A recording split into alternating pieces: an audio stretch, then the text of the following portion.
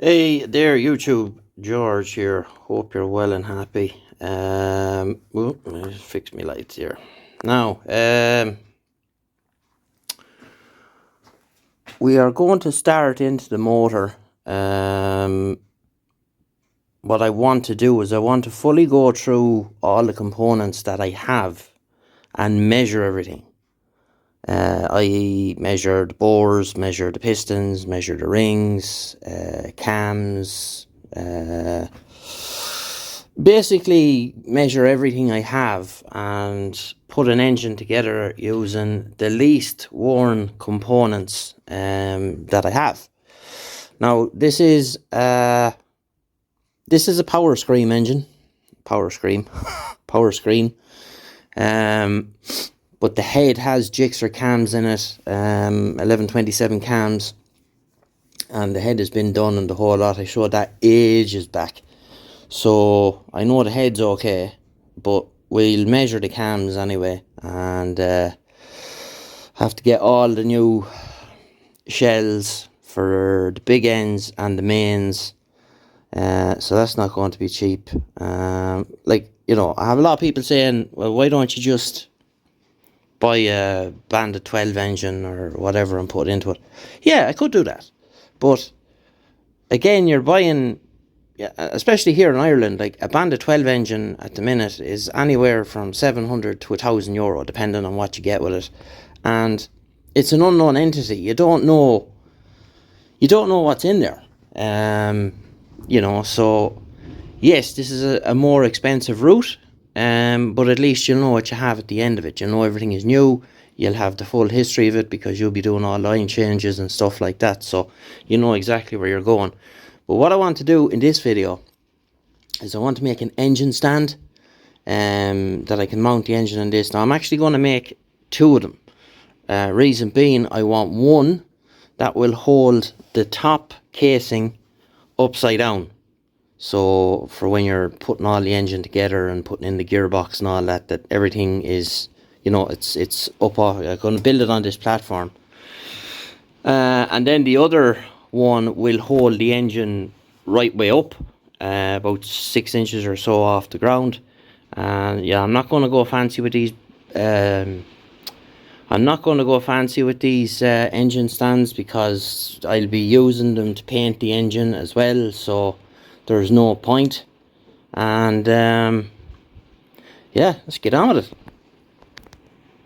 it. So kind of about halfway through here, I didn't bother recording. You've seen people welding stuff a million times, and don't be slagging my welds. I can't weld, first to admit it. So I just sliced up a few bits of box section, and in the process here of sticking it together. So have it all glued together, and close your eyes, because if you want to see a video about how not to weld, this is the one to watch. I'm not very good at it, but it's stuck together. But as AV says, a grinder and paint makes me the welder I ain't. So now initially I said I was going to make two.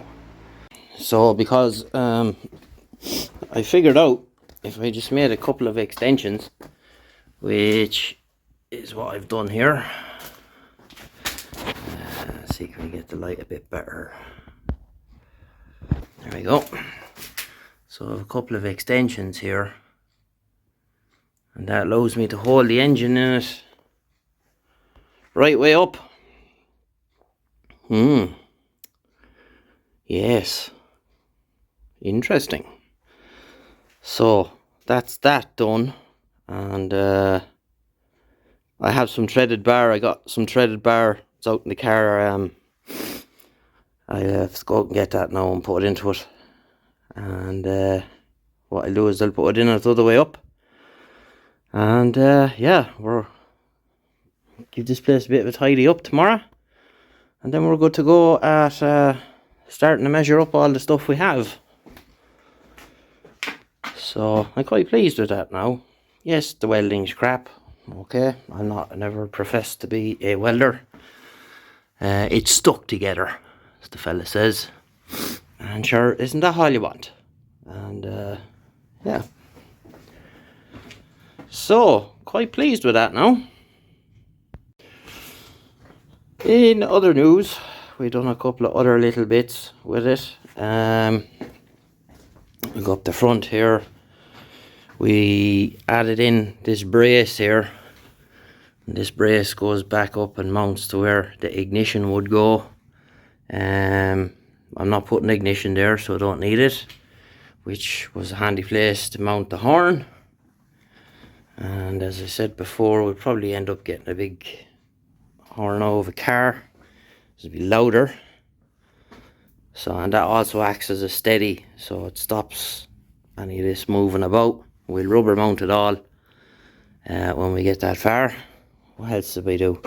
This here side stand that I got, I don't know what it's off, but it was too long.